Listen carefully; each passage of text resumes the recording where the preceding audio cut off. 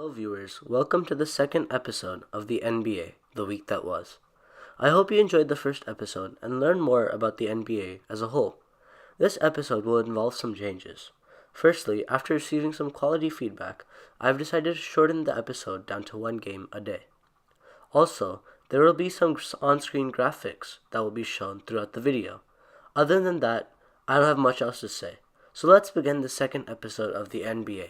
The week that was. Hey guys, I just wanted to let you know that I wasn't feeling the greatest while recording this episode, so my voice not sound the best. Regardless, let's continue the episode. The matchup of the Blazers and Spurs was Sunday's game to watch. It was an offensive thriller. Both teams combined to score a massive 249 points. The Spurs, however, took this game 131 to 118. The Spurs were carried by their two All-Stars in LaMarcus Aldridge and DeMar DeRozan. Aldridge had 29 points and 8 boards, while DeRozan had 36 points, 8 rebounds, and 6 assists. On the other end, Damian Lillard had 37 points and 10 assists, but they weren't enough for the Blazers. Even with the Spurs taking the W, this year has not been as kind to them. As of December 9th, the Spurs sit in 13th place of a tough Western Conference with a 12-14 record. That is simply not enough for Greg Popovich and company to succeed in the West. Their defense has been a key issue this year. They're 24th in the league for opponents' points per game, with teams averaging 114 a night on them, and they rank 29th in opponents' field goal percentage. Opponents make 48.5% of their shots against them. I wonder what's going on in San Antonio these days, but they really do need to step it up if they want their current 21-season streak of making the playoffs to last. On Monday, we took a look at the Clippers against the Pelicans. LA won 129 to 126 in another high-scoring affair. The Clippers had another great team win with 5 players scoring in double digits. Tobias Harris led the Clips in scoring by putting up 27 points and 6 boards. On the other side, Julius Randle got his career high in points with 37 points and 8 boards on 63% shooting. Shooting guard Drew Holiday also had 32 points and an astounding 14 assists. New Orleans has had a great offensive year by being second in points per game and fourth in field goal percentage. However, just like the Spurs, their inconsistent defense has led this team to 12th place in the West. They're 27th in opponents' points per game and 29th in opponents' field goal percentage. Both the Spurs and the Pelicans need to step up their defense in order to succeed in this tough Western Conference. On Tuesday, the Suns took on the Kings in Phoenix, only to lose 122 to 105. The Kings played great team basketball, and 7 people had 10 or more points. Surprisingly, 5 of those people came off the bench. Buddy Hield had 20 points and 5 boards in just 18 minutes of play. The Suns were led by D'Anthony Melton, who had 21 points off the bench. The Kings have had a shocker of a season. No one expected them to have a record above 500 and to be a key gunner in the playoff picture. This young team has had 2 key players in De'Aaron Fox and Buddy Hield really step it up. Fox is averaging 18 points and 7 assists a night. Last year, he averaged a mere 11 points and 4 assists. I really believe Fox can become a franchise player for the Kings and eventually lead them to the playoffs to end their playoff drought of 12 years.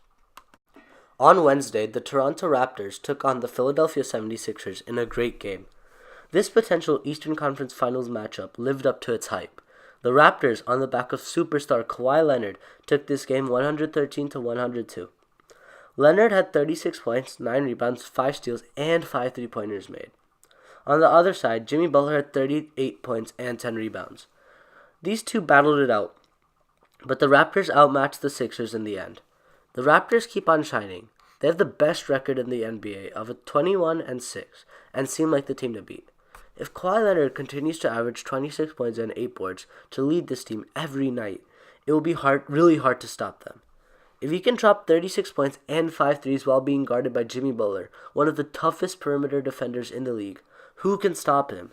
There's only one person in the world who can defend Kawhi Leonard, and that's himself. On Thursday, the Celtics took on the Knicks on TNT. Boston blew New York out. The score was 128 to 100. Kyrie Irving had 22 points and 8 dimes, while Al Horford had 19 points, 12 rebounds, and 4 blocks. The Knicks were led by Tim Hardaway Jr., who had 22 points. The Celtics, after a slow start, have bounced back and have won 6 of their last 7 games to move them into 5th in the Eastern Conference.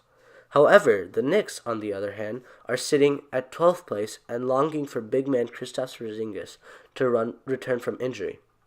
It has been 10 months since he tore his ACL against the Bucks, but the Knicks have not provided any information regarding his return. That leaves some worry in my mind. Jabari Parker was back in 9 months after he tore his ACL, but we don't have any idea about Kristaps? Hopefully he'll be back soon and we'll be able to see the Unicorn in full strength dominating the rest of the NBA. What a game we had on Friday night. The Thunder took on the Bulls in Chicago, only to lose 114 to 112. The Bulls took it in the last second off a runner from Lauri Markkanen. Westbrook had a quadruple-double, 24 points, 17 rebounds, 13 assists, along with 10 turnovers. He also had an opportunity to posterize rookie Wendell Carter Jr., but Carter didn't want any of it. He blocked Westbrook's dunk at the rim, which made the crowd go wild.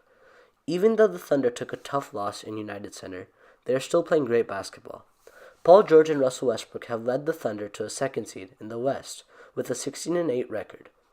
Paul George is averaging 24 points and 8 rebounds with 2 steals a night, while Westbrook is averaging a triple-double once again, 22 points, 10 rebounds, and 10 assists. I really believe this Thunder team has a good chance of making a deep run in the playoffs. Having said that, they need to continue playing the way they have in order to succeed.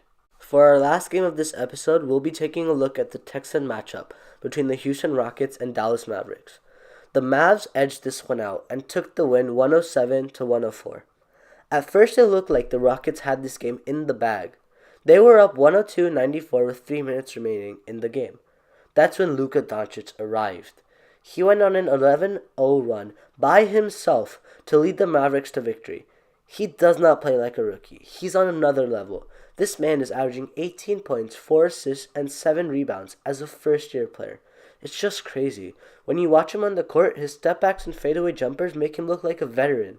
I truly believe Doncic is going to be the face of the NBA in the years to come. That wraps up today's episode of the NBA, the week that was. Again, your feedback is very helpful for me. It can help me make this podcast better for you. Please send me an email or leave a comment on this video with any suggestions you have.